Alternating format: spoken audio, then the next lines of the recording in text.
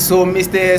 Mapaila is still blaming President Jacob Zuma for the Gupta and the Gupta state capture and the corruption allegedly that came from the presidency of Mr. Jacob Zuma.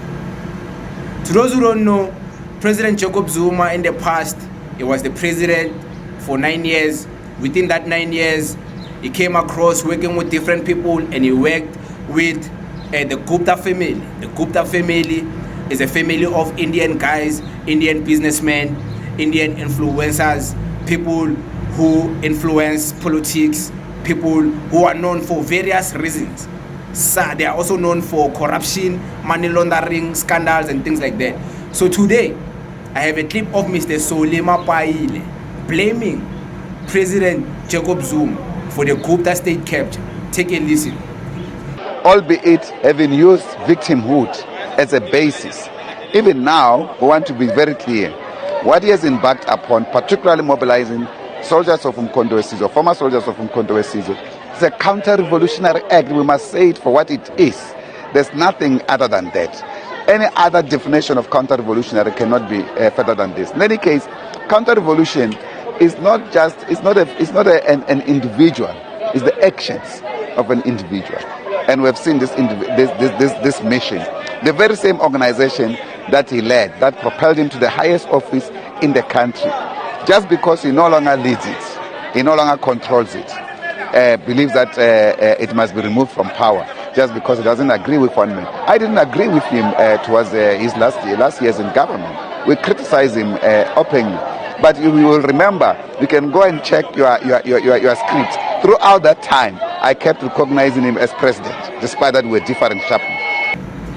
You just heard Mr. Mapaila blame President Jacob Zuma, and he's still blaming President Jacob Zuma's presidency, blaming the Guptas for being the reason why President Jacob Zuma's presidency, most people are not speaking good about it, even though it was good.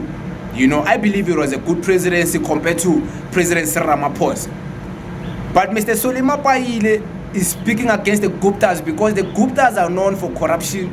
The Guptas have a lot of scandals for being chased away in different countries. The Guptas have a lot of scandals and a lot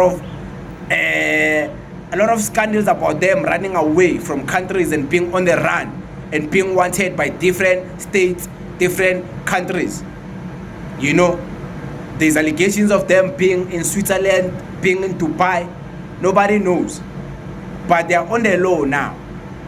And they created a bad reputation for the presidency of Mr. Jacob Zuma. So Mr. Mapaila is still blaming Jacob Zuma for the corruption that came within that governance of President Jacob Zuma. He believes President Jacob Zuma was protecting corruption and he was preserving corruption by defending the Guptas and working with the Guptas and the state capture.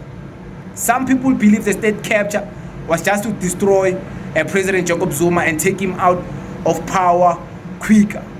It was not really anything they had on him. Because if they had anything on him, why didn't they also hold other people who are responsible for corruption accountable in that state capture? Some people are alleging that that state capture of President Jacob Zuma was just a reach, was just a witch hunt, and the witch hunt was based on witch hunting President Jacob Zuma. So I don't know what you guys got out of what Mr. Mapaila said, but I want you guys to know there's also a conversation like this happening out there. Thank you very much.